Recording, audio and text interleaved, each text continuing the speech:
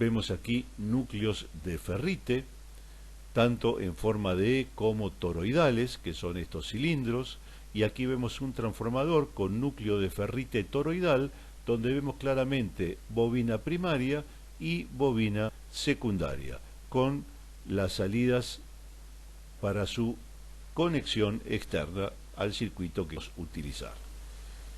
En esta foto pueden ver distintos tipos de transformadores, los que les da una idea de la enorme cantidad de aspectos físicos, tamaños y formas que tienen.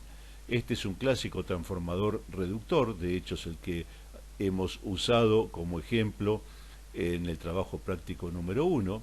Aquí vemos otro transformador, en la etiqueta estarán sus características, pero fíjense que no siempre los cables mantienen los códigos de colores de el rojo para el primario y el azul para el secundario. Acá tenemos otro transformador donde no hay cables para la salida, sino conexiones eléctricas formadas por pines fijos. Un transformador de potencia elevada, este es un elevador, eleva de 220 a alrededor de 4000 volts y es el que se utiliza dentro de los hornos de microondas. Transformadores de núcleo de ferrite muy chicos que forman parte de las fuentes de alimentación para cargar las baterías de los celulares, en los cargadores que todos ustedes utilizan. Y otro transformador reductor, este de hecho creo que fue el que usamos en el trabajo práctico número 1 y no el que dije antes, pero las características son similares. Hay otro tipo de transformador que son los transformadores con punto medio o con múltiples salidas. Este que les estoy mostrando aquí tiene la entrada a la bobina primaria. Aquí se ve el núcleo tipo acorazado. Acá está la pieza plástica sobre la cual, o carrete sobre la cual se van a bobinar primarios y secundarios. Y vemos que en lugar de tener solo 2 cables de salida, tiene 6.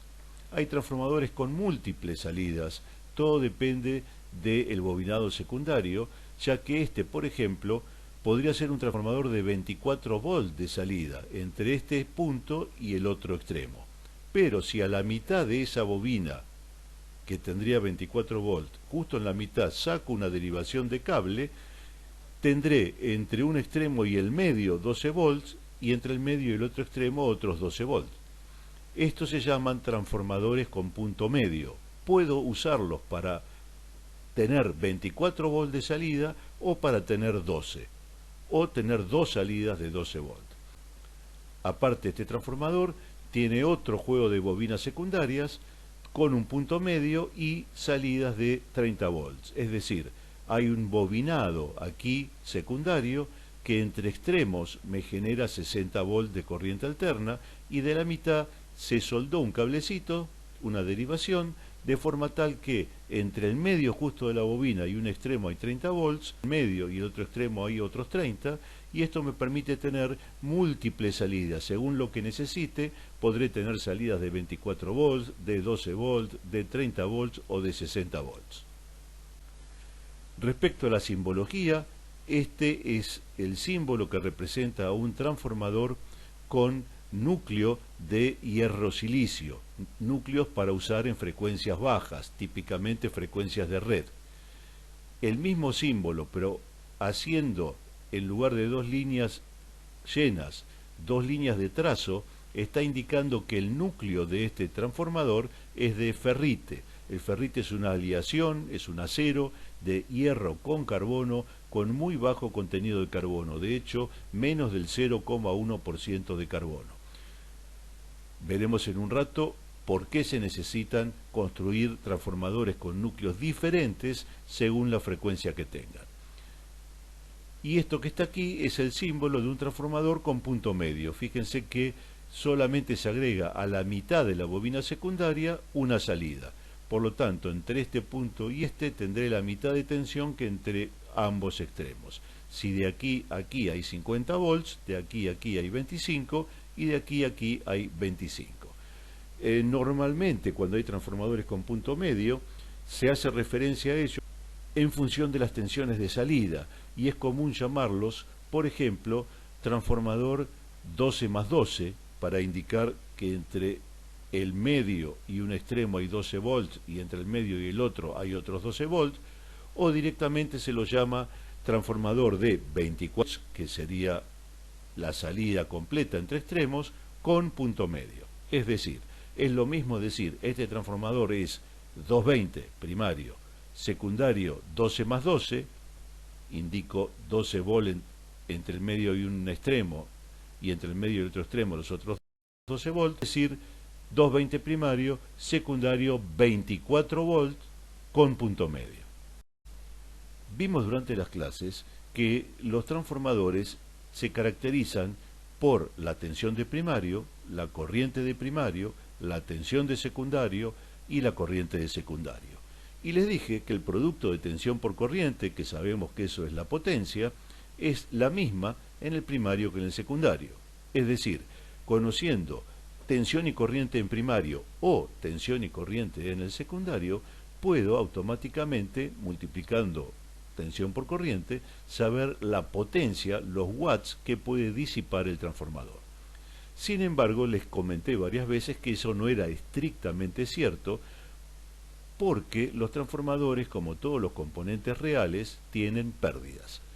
Al tener pérdidas, la potencia que voy a tener disponible en el secundario siempre va a ser un poco menor que la potencia que le estoy entregando al primario. Al primario le estoy entregando tensión y corriente, eso es potencia, y parte de esa potencia no se va a ver reflejada en el secundario, sino que se va a perder. Vamos a analizar entonces cuáles son las pérdidas típicas de un transformador. En primer lugar, la que ustedes ya conocen de memoria, las pérdidas resistivas. Estamos hablando que hay bobina primaria y bobina secundaria, es decir, cables, y sabemos que un cable tiene resistencia.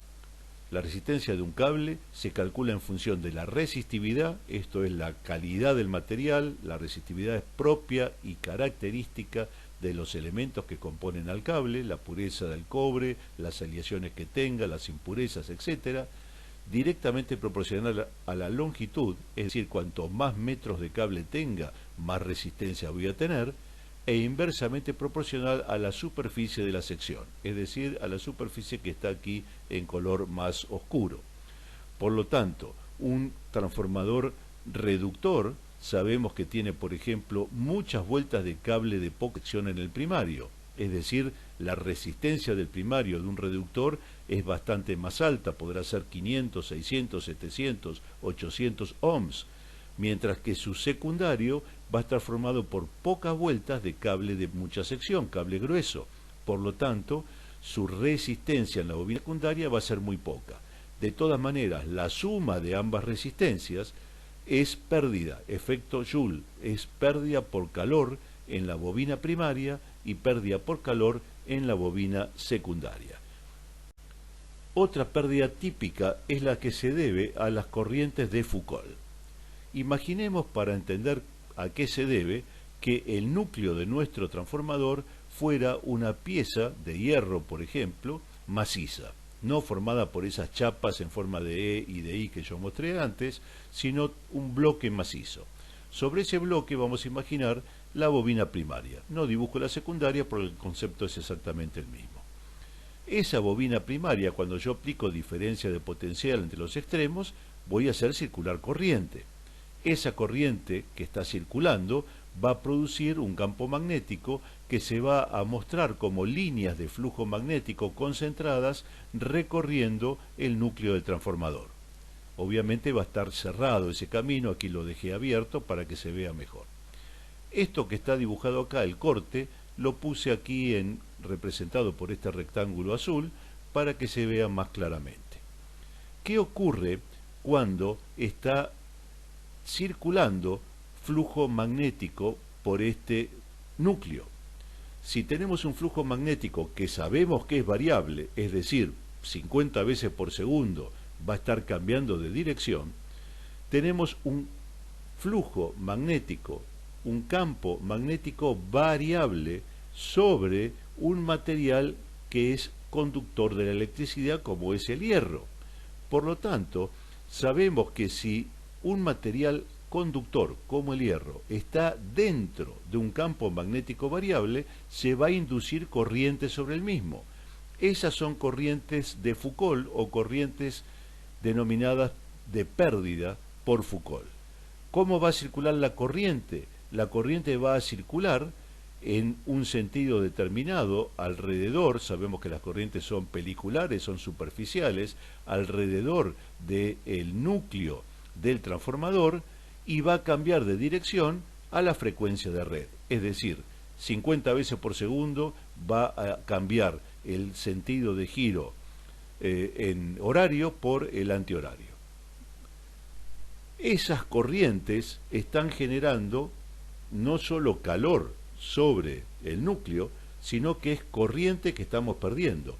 Yo estoy transformando corriente eléctrica del primario en campo magnético y pretendo que ese campo magnético se induzca corriente en el secundario, pero parte de esa corriente la estoy perdiendo en el núcleo. Por lo tanto, no toda la corriente que fabricó el campo magnético se va a ver reflejada como corriente en el secundario. Esto tiene una solución para minimizarlo, que es no usar núcleos macizos, sino dividir el núcleo en distintas partes.